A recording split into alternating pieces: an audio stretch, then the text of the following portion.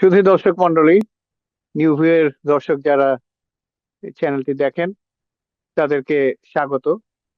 আহ রাজনীতি নিয়ে আমাদের আজকের পর্ব। রাজনীতি বলতে নির্বাচন, এবং নির্বাচন বলতে রাজনৈতিক দল। তো রাজনৈতিক দল বাংলাদেশে মোটামুটি আমি আহ, কতগুলো আসনের রাজনৈতিক যারা দল আছেন বা রাজনৈতিক নেতা আছেন যারা দাঁড়িয়েছেন নির্বাচনে, তাদের কিছু পরিসংখ্যান দেখলাম। তো মোটামুটি বেশিরভাগ আসনেই বিএনপি, জামাত ইসলামী এবং জামাত ইসলামীর যারা এখন জোটবদ্ধ হয়েছেন, এনসিপি বা এরা, স্বতন্ত্র অনেক দেখেছি, অনেক স্বতন্ত্র দাঁড়িয়েছে। নারীদের ভেতরে অনেক স্বতন্ত্র আছে, এবং বিভিন্ন দলেও নারীরা আছে, বিশেষ করে বামপন্থী দলগুলোতে নারীদের আমি আধিক্য দেখেছি। বিএনপিতেও আছে।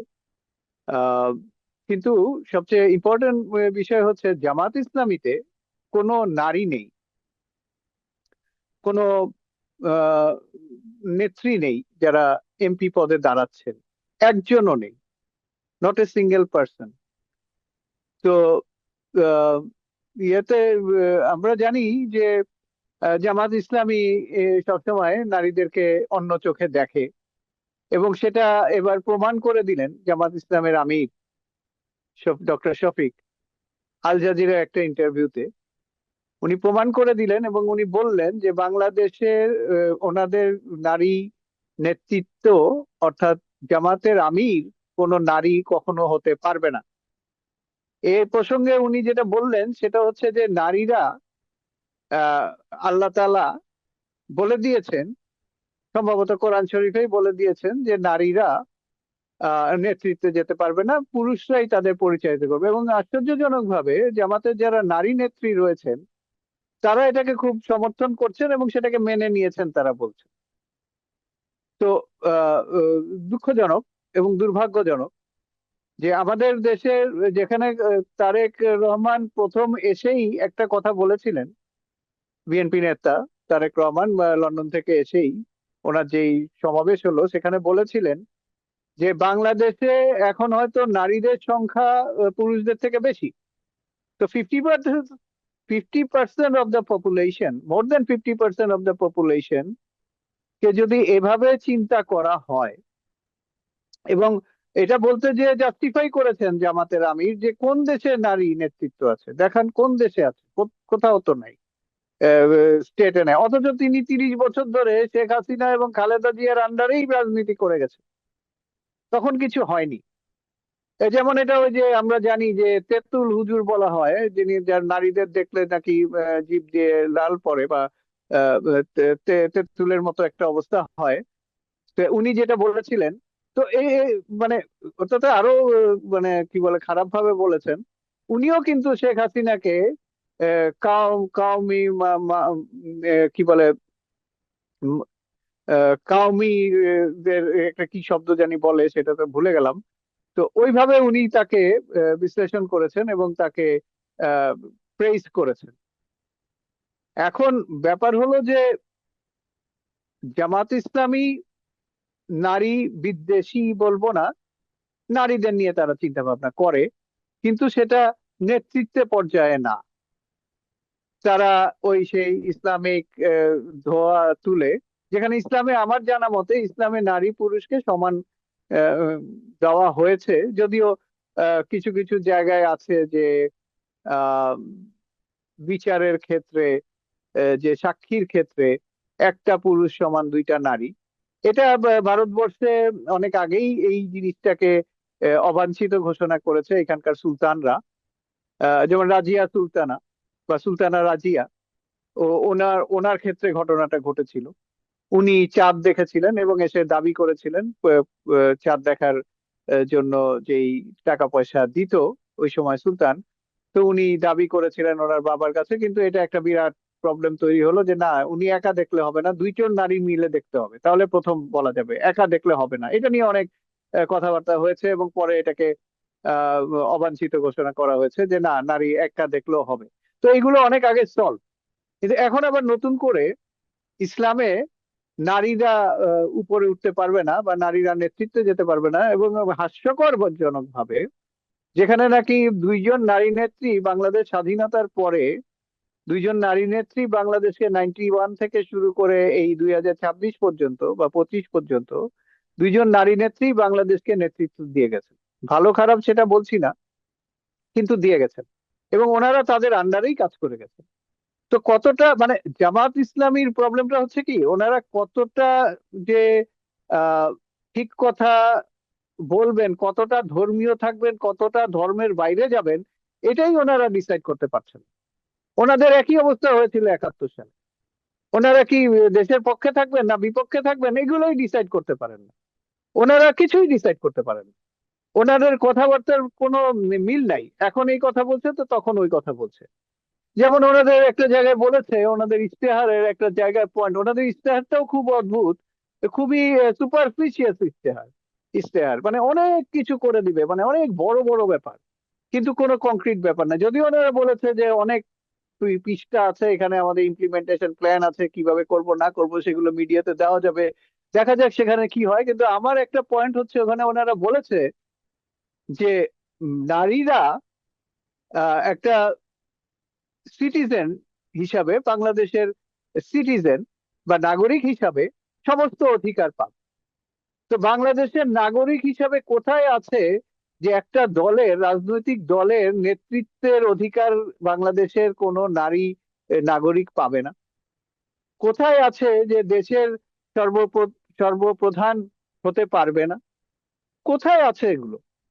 বাংলাদেশের যে নাগরিকত্ব আইন সেখানে কোথায় আছে? কিন্তু ওনারা আবার এটাই বলছেন যে সমস্ত অধিকার পাবে নারীরা নাগরিক হিসাবে। তাহলে ব্যাপারটা কি দাঁড়ালো? ব্যাপারটা দাঁড়ালো যে ওনারা একই কথা একবার হ্যাঁ বলছেন, একবার না বলছেন। ওনাদের কোনো বিশ্লেষণ নাই।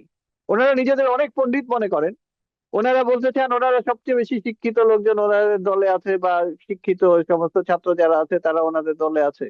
বাট দেখেন ওনাদের যে নীতিগত চরিত্র বা নীতিগত চিন্তন, চিন্তার জায়গা থেকে ওনারা অনেক পুয়ার, বা ওনারা অনেক মানে ওনাদের ওই ওই ইন্টেলেকচুয়াল জায়গাটা অতটা ক্ষুরোধার না, যেটা বোঝা যাচ্ছে। নাহলে ইশতেহারে এই কথাটা লেখে না। আবার বলেছে যে নারীদের কর্ম কর্ম আহ, সময় কমিয়ে দেওয়া হবে, যাতে তারা সন্তান উৎপাদন করতে পারে, সন্তানের টেক কেয়ার করতে পারে। হ্যাঁ, এই জিনিসগুলো ওনাদের মাথায় রয়ে গেছে। কিন্তু পৃথিবীতে এখন কোথায় চলে গেছে? পৃথিবীতে তো এখন নারীরা শুধু সন্তান উৎপাদনের জন্য বসে নাই। তো এনারা যদি পৃথিবী বিবর্চিত হয়ে একটা রাজনীতি করেন এবং বাংলাদেশকে ওই জায়গায় নিয়ে যেতে চান, তাহলে তো এটা বাংলাদেশের জনগণের মানার কথা না। কারণ বাংলাদেশের জনগণ ওরকম ধর্ম অন্ধ না। বাংলাদেশের জনগণ ধর্ম বিশ্বাস করে এবং ধর্মকে সম্মান করে, কিন্তু ধর্মান্ধ বাংলাদেশের জনগণ না, এ ব্যাপারে কোনো সন্দেহ নেই। এবং সেটা শিক্ষিত হোক, অশিক্ষিত হোক। এখানকার মাটি, কাদা, পানি এই দেশে কখনো বড় বড় উম, কি বলবো অট্টালিকা তৈরি করতে দেয়নি, বা তৈরি করা সম্ভব হয়নি। এটা রবীন্দ্রনাথেরই কথা। এখানের মাটি সেগুলো নিতে পারে না। এখানের মাটি অনেক নরম, কোমল। এখানের মানুষের মনও নরম, কোমল। মানুষকে অনেকভাবে বিভ্রান্ত করা যায় এখানে। তবে কিছু কিছু বেসিক জায়গায় মানুষ আকারটা থাকে, এবং এটাই হলো এক একটা জাতির প্রকৃতি। এবং এই প্রকৃতি একদিনে তৈরি হয় না, এটার পেছনে অনেক ইতিহাস আছে, অনেক ইতিহাস আছে। না হলে বাঙালি, বিশেষ করে এই অঞ্চলের বাঙালি, তারা আহ আর্যদের বয়কট করলো, বিতাড়িত করলো, হিন্দু আর্য যারা। এবং তারা এট দ্য সেম টাইম পাকিস্তানের সাথেও আমাদের যুদ্ধ হলো, এবং পাকিস্তানের ইসলামিক যে পরিচিতি, সেখান থেকেও আমরা বেরিয়ে আসলাম। কিন্তু তাই বলে কি আমরা ইসলাম ছেড়ে দিলাম? আমরা কি মুসলমান না? পৃথিবীতে আমরা একজন খুবই নাম করা মানে মাথা উঁচু করা মুসলমান জাতি, এবং আমরা মডারেট। আমাদেরকে এভাবেই চিন্তা করা হয় যে আমরা সংস্কৃতি করি, আমরা নাচ গান করি, আমরা কবিতা আবৃত্তি করি, আমরা বিভিন্ন ধরনের অ্যাক্টিভিটির সাথে জড়িত থাকি। আমাদের সাথে পৃথিবীর বিভিন্ন কালচারাল অর্গানাইজেশনের সম্পর্ক আছে। সো আমরা ওরকম বকডাউন একটা সোসাইটি না, আমরা অনেক সাংস্কৃতিক ভাবে অনেক উন্নত সোসাইটি।